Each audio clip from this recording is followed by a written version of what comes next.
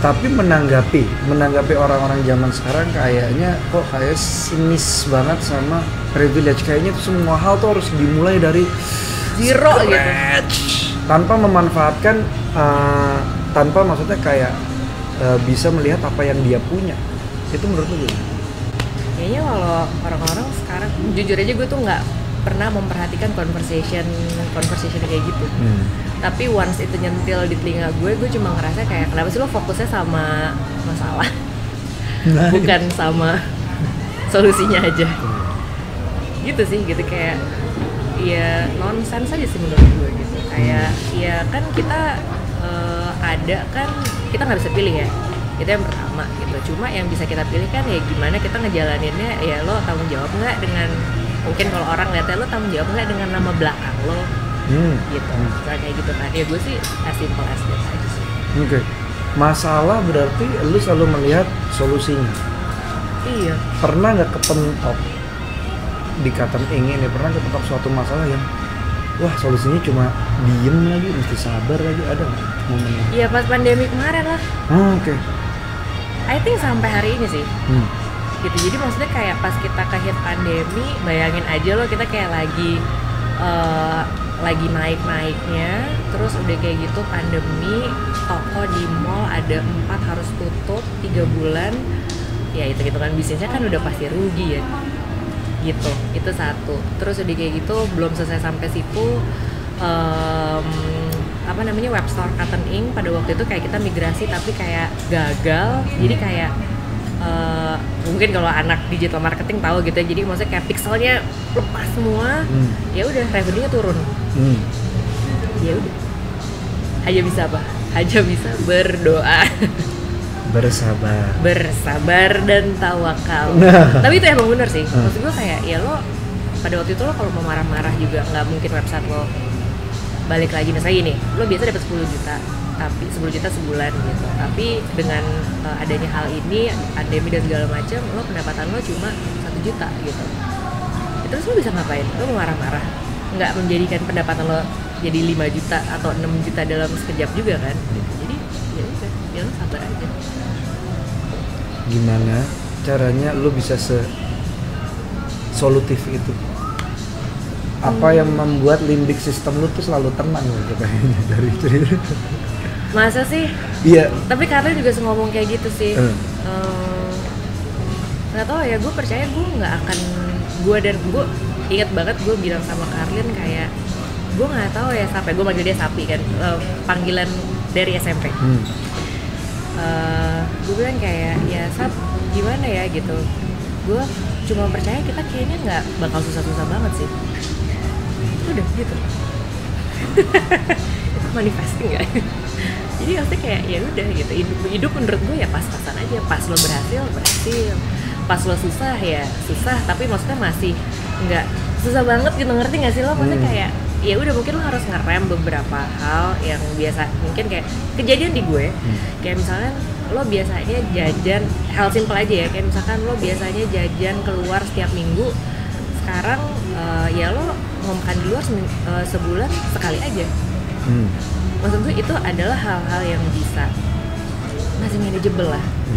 Gitu, bukan sesuatu yang kayak gue gak bisa banget nih, ya ampun, gue harus makan di luar tiap hari. Enggak gitu juga kan. Gitu, jadi dan selalu gue maksudnya kayak ya kita nggak buta lah gitu, maksudnya kayak there's a lot of people yang masih lebih suffering lagi dari us gitu. Jadi ya udah, yang ada di depan mata lo jalanin aja sebaik-baiknya gitu. Tapi kalau misalnya lu sesantai itu, lu nggak punya ambisi sama sekali kayak gue pengen ada. Okay. Pada waktu gue mulai Cotton Ink, gue bilang sama Karlin, kan tahun-tahun pertama tuh kita selalu kayak berantem gitu lah ya, karena kan ya namanya juga 2 orang yang beda, latar belakang keluarga beda, upbringingnya beda, cara komunikasi beda, even though kita pergi ke sekolah yang sama. Lo kan nggak tahu orang itu gimana sampai lo kerja bareng sama dia. Jadi 3 tahun pertama gue kerja sama Karen tuh like hell menurut gue. 3 tahun? 3 tahun pertama, bukan masalah kerjaannya, tapi masalah Nyari jalan tengah? Nyari jalan tengah, terus udah gitu kayak manage expectation antara Carlin ke gue ke Carlin, kayak gitu-gitunya, lebih kayak gitu-gitunya gitu. Jadi ya blank. Apa tadi pertanyaannya? Lu bicaranya dari 3 tahun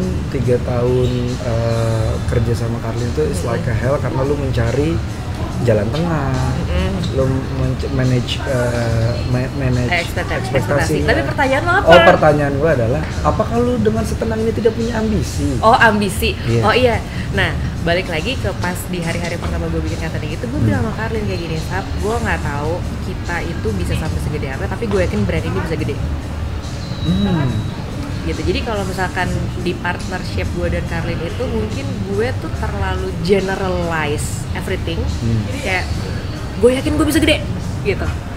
Pokoknya lu tahu A, tahu Z. Iya. B, C, Y-nya nggak tahu. Iya, itu gue. Oke. Nah, Carlin itu yang fill in gue. Oh, oke. Carlin itu yang ngejagain gue banget. Sama pikiran-pikiran gue yang agak kadang-kadang suka kayak, ya lo nggak bisa kayak gitu dong, Ri. Itu kan semua harus dihitung. Gitu. Itu Carlin. Oke. Jadi saling melengkapin ya. Padahal yin and yang ya. Menurut gue ya. Bisa dibilang gitu. Berarti itu cocok menurut. Cocok. Menurut lu berarti cocok nggak harus sama? Iyalah, nggak harus sama. Gue dan Carlin tuh kayak gue ngerasain banget kayak melengkapinya tuh ada gitu. Jadi kalau misalkan kayak dia lagi, misalnya dia panik gitu, apa ada dia ada masa-masanya dia sangat panik terhadap segala hal gitu. Gue coba bilang kayak, ya at that time gue diem aja sih, bukannya karena gue nggak tahu solusinya, tapi lebih kayak ya udah lo habisin dulu deh energi lo gitu. Nanti kita makan dulu kali ya, nanti kita baru ngomong lagi. Which is itu kayak berkali-kali itu sukses. Oke. Nah gitu. tapi lu nggak pernah nyelekit gitu di? Oh pernah lah. Oke. Pernah, gue pernah sampai bilang kayak, Sap, kalau misalkan kita kayak gini terus, gue bukan tembok ya. Gitu, maksudnya kayak, tapi pada waktu itu gue bilang kayak gue tuh emang nggak bisa ngomong gitu orang, lebih nggak bisa ngomong gitu. Sekarang mungkin gue bisa ngomong kayak gini karena ya udah terlatih, maksudnya kayak kalian juga ngelatih gue gitu, kayak lo kalau lo kayak gini lo nggak bisa diem aja Rick gitu, lo harus ngomong gitu, orang harus tahu lo tuh ngerasain apa. Oke. Berarti lu juga orang yang lebih ke observe daripada action langsung tanpa observasi.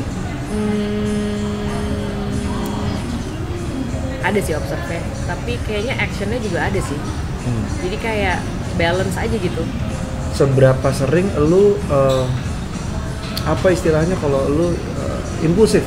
Seberapa sering lu impulsif dalam menjalankan, misalnya kan gini mau cutting ini gue mau bikin gini, atau gue mau bikin desain promotion yang begini sebagai anak DKV gitu. Nah, gue nggak percaya itu sih, gue lebih percaya karena gue Gemini jadi gue maunya banyak gitu. Oh. Kita bikin kayak gini yuk. Terus udah gitu mungkin kayak kompetitif itu kayak kok orang lain udah bisa bikin kayak gini, kita bikin kayak gini yuk. Segitu karena cuma bilang bahannya nggak ada Ria gitu, bahannya tuh harus pesen dulu gitu. Oh baik. Jadi lu tenang, lebih menenangkan. Carlin sih, maksudnya kayak gimana ya, di beberapa part tuh kalau misalkan gue suka impulsif gitu kayak kita bikin event ini yuk, atau kita bikin event itu yuk, yang lebih nenangin justru Carlin. Pokoknya kalau yang udah berhubungan sama duit, yang nenangin Carlin. Oke. Jadi dihitung dulu dong dia. Ri, Okay. gitu. Duitnya dihitung dulu dong Ri, gitu. Kalau gue splurge, bikin ini yuk, bikin itu yuk, gitu. Emang kreator kan ya? Iya.